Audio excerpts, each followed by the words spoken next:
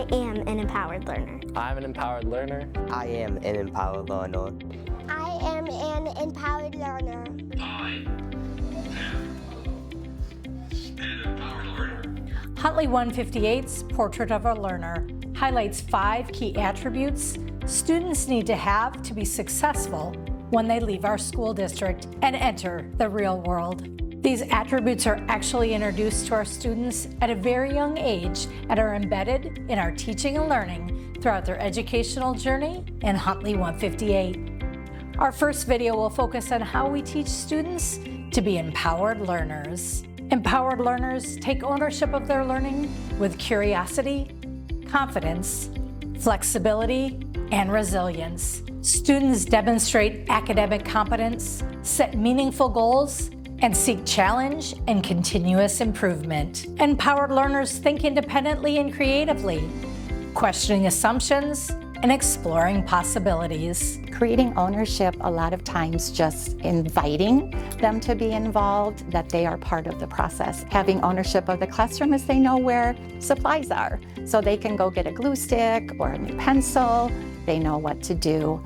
I always make a point of helping the children understand that mistakes are part of learning, and that is the beauty of learning, because when we make a mistake, we can look at it and say, oh, I'm going to do it different this way. And that's a really, really big part of kindergarten is knowing that maybe we can't do it yet, but someday we will. Thinking outside of the box too is just that discovery.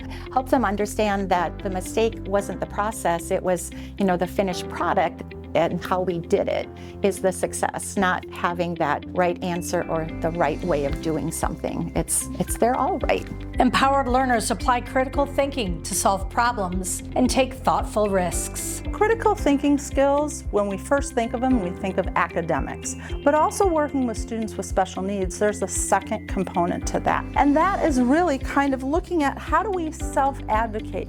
A lot of times we draw a character on the board that we call Thinking Man, and I put a little speech bubble so that they can see what I'm thinking inside my head, and they can add into it by telling me what are they thinking of how they're going to solve that problem. Risk-taking is different with students that have special needs. Barriers such as communication or emotions impacts how we can take risks. So we actually teach how to say, I don't know, and feel comfortable with saying, I don't know, because that's how they're self-advocating. It's giving them strategies to feel comfortable to self-advocate in situations that feel risky to them, like academic settings. So in 8th grade here at Marlowe, it's really a team effort. We work really hard to create opportunities for students to be able to critically think starting right at the beginning of the school year. And then as we move through the year, we continue with as many real-world problem scenarios as possible. We try to connect to anything that's happening in the world right now so that students are really interested, and it makes them really think through the problem of what is actually going on in the world and how could this be solved.